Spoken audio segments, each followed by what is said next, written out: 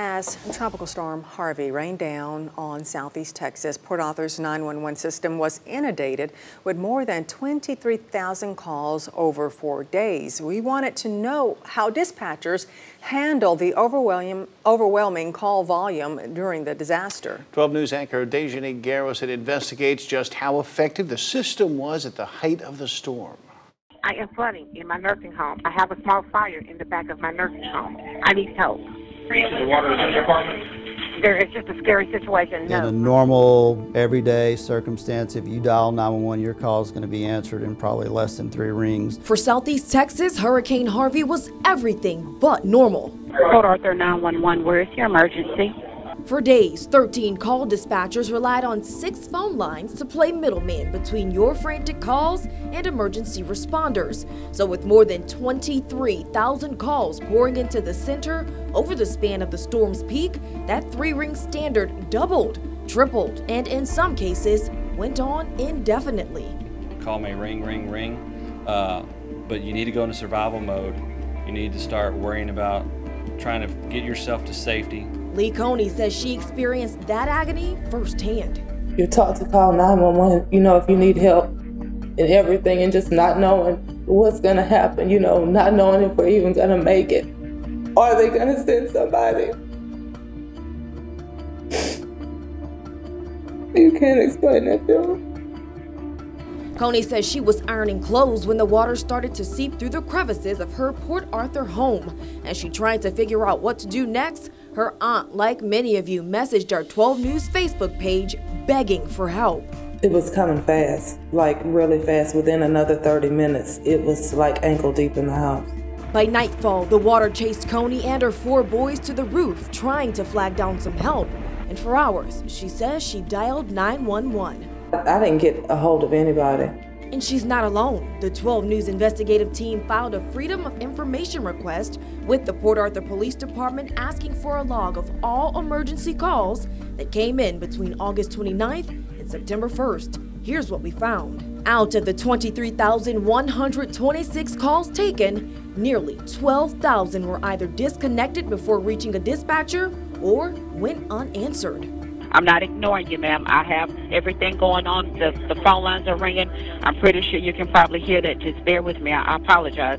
Some residents say they believe operators were even hanging up on callers. So we asked Pete Delacruz, director of the Southeast Texas 911 network, if this was true. His response? No, the call takers are so professional.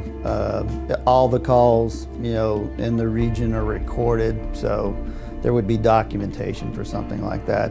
Delacruz says the fact of the matter is, as the water rose, so did call volumes and wait times. We could see from the numbers for the individual agencies that water rescues in the areas that were impacted by the storm flooding is where the larger increases in call volume took place.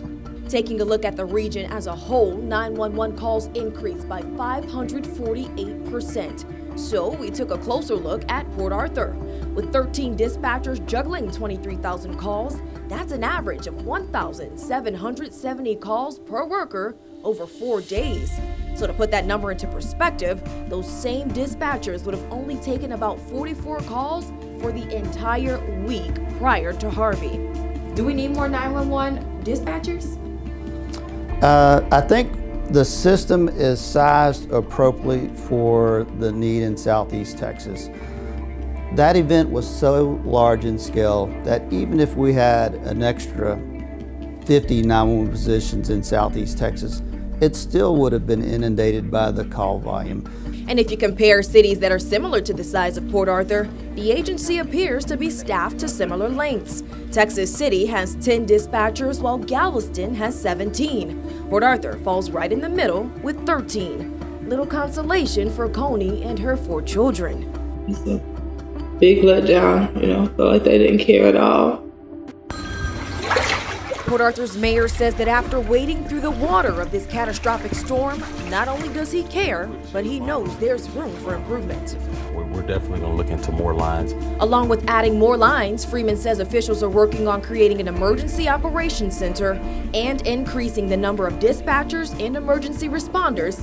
But there's one problem. Before the storm hit, we were short dozens of officers already. So now it's a matter of working to fully staff agencies and create a reserve for emergencies so that people like Coney never feel forgotten again.